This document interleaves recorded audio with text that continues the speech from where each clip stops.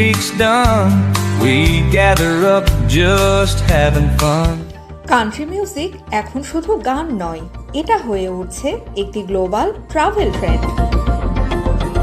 যুক্তরাষ্ট্রের ন্যাশভিল, যাকে বলা হয় মিউজিক সিটি, এখন লাখো পর্যটকের গন্তব্য।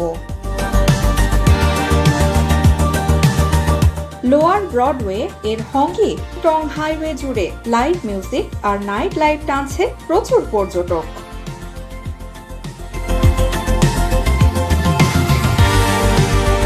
প্রতি বছর CMA ফেস্ট এবং ইউরোপের C2C ফেস্টিভ্যাল আকর্ষণ করছে হাজার হাজার মানুষকে।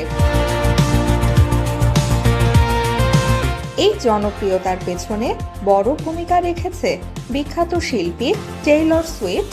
তার ইরাস ট্যুর 2 বিলিয়নেরও বেশি আয় করে সুইফটোনমিক্স ট্রেন্ড তৈরি করেছে।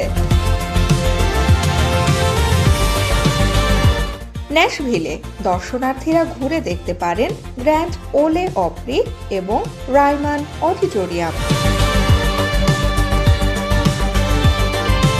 2026 সালে খুলছে নতুন আকর্ষণ ডলি পার্টন এবং সং টেলার হোটেল, যা সম্মান জানাবে ডলি পার্টনকে। শুধু আমেরিকাতেই নয়, ইউরোপেও আসছে ন্যাশভিল নাইটস নামের কান্ট্রি মিউজিক ক্রুজ, যেখানে থাকবে লাইভ গান, ড্যান্স আর থিম পার্টি।